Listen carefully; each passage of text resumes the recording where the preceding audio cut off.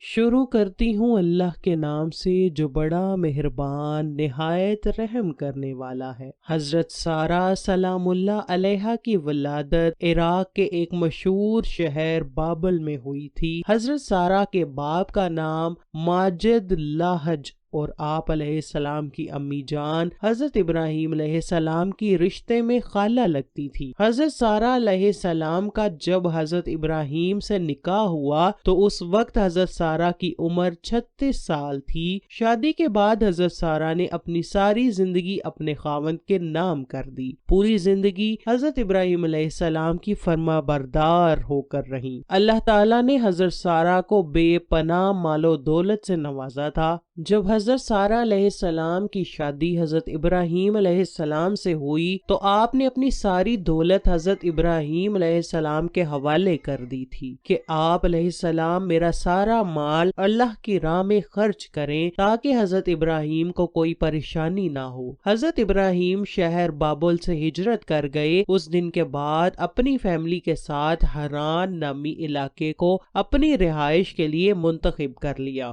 اس کے بعد اللہ تعالیٰ نے حضرت ابراہیم کو حکم دیا کہ آپ یہاں سے بیت المقدس چلے جائیں۔ جب حضرت ابراہیم بیت المقدس ہجرت کر کے آئے تو اس وقت حضرت ابراہیم علیہ السلام کی عمر 75 سال کی ہو گئی تھی۔ یہاں تھوڑی ہی مدت رہے کہ اللہ تعالیٰ کے حکم سے حضرت ابراہیم مصر تشریف لے گئے تھے۔ جب حضرت ابراہیم ہجرت کر کے مصر آئے تو یہاں عمر بن امرتی الکیس نامی ایک بادشاہ تھا۔ وہ فرعون نہایت قسم کا ظالم اور عیاش پرست تھا۔ اس فرعون کا کام یہ تھا کہ جب بھی کوئی عورت ہجرت کر کے اس ملک میں آتی تھی وہ اس عورت کو اپنے پاس رات گزارنے کے لیے مجبور کرتا تھا۔ اس طرح ہی حضرت ابراہیم علیہ السلام کی بیوی کے ساتھ فرعون نے کیا تھا۔ حضرت ابو ہریرہ رضی اللہ تعالی عنہ سے مروی ہے کہ رسول پاک صلی اللہ علیہ وآلہ وسلم نے فرمایا ہے کہ جب حضرت ابراہیم علیہ السلام نے اپنی بیوی سارہ کے ساتھ نمرود کا ملک چھوڑا تھا تو وہاں سے ہجرت کر کے آپ علیہ السلام ایک ایسے علاقے میں یا شہر میں گئے تھے۔ اس ملک کا بادشاہ بہت ہی ظالم اور عیاش پرست تھا۔ جب حضرت ابراہیم علیہ السلام اور سارہ علیہ السلام دونوں کو بادشاہ کے سامنے لے کر جایا گیا تو بادشاہ نے حضرت ابراہیم علیہ السلام سے دریافت کیا تمہارا نام کیا ہے؟ آپ علیہ السلام نے بتایا کہ میرا نام حضرت ابراہیم ہے۔ بادشاہ نے کہا کہ یہ عورت جو تمہارے ساتھ ہے تمہارا اس عورت کے ساتھ کیا رشتہ ہے؟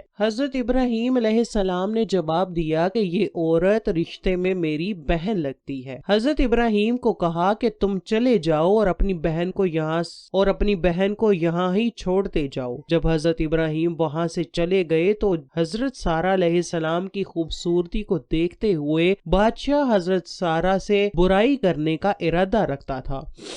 اس وقت سارہ علیہ السلام نے خدا باری تعالیٰ سے دعا مانگی، اے باری تعالیٰ اگر میں تجھ پر اور حضرت ابراہیم علیہ السلام پر ایمان رکھتی ہوں اور میں نے ہمیشہ ہی اپنی عزت کی حفاظت کی ہے، اے باری تعالیٰ میری عزت اس کافر سے محفوظ فرما۔ اللہ تعالیٰ نے سارہ کی دعا کو قبول کرتے ہوئے اس کافر کو وہیں زمین میں گاڑ دیا۔ اپنی یہ حالت دیکھ کر کافر نے حضرت سارہ سے معافی طلب کی کہ مجھے معاف کر دیں، میں آج کے بعد کسی بھی عورت کے ساتھ بدکاری کرنے کا ارادہ نہیں رکھوں گا۔ کافر کی یہ حالت دیکھ کر سارہ نے اللہ تعالیٰ سے دعا مانگی، یا میرے رب اس کافر سے عذاب دور کر دے۔ اللہ تعالیٰ نے آپ کی دعا کو قبول کیا۔ اللہ تعالیٰ نے زمین کو حکم دیا کہ اس کو آزاد کر دو۔ جیسے ہی زمین نے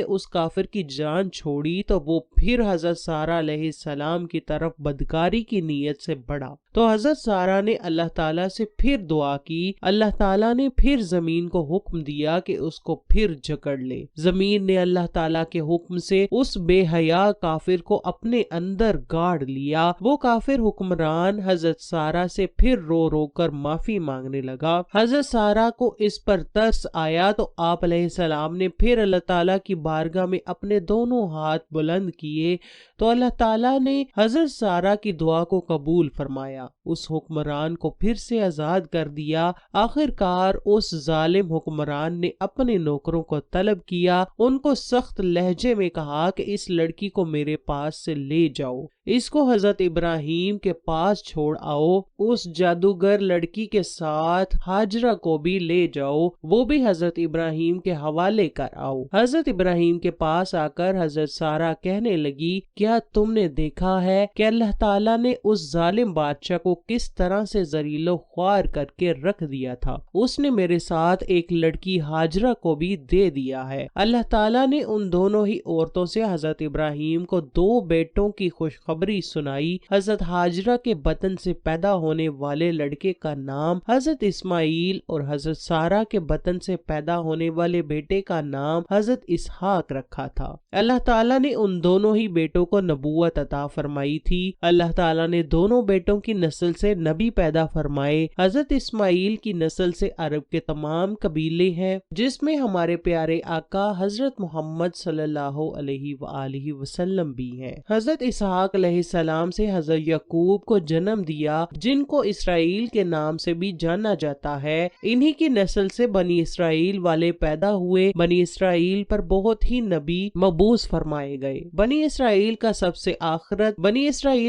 سے آخری نبی حضرت عیسیٰ تھا، حضرت عیسیٰ ہے۔ اس نبی کے بعد بنی اسرائیل پر نبوت کا سلسلہ ختم ہو گیا تھا۔ حضرت سارہ 127 سال کی عمر پا کر اس دنیا فانی سے پردہ فرما گئیں۔ اللہ تعالیٰ کے حکم سے حضرت ابراہیم علیہ السلام نے ان کو کنعان کی بستی ہیبرون میں دفن کیا تھا۔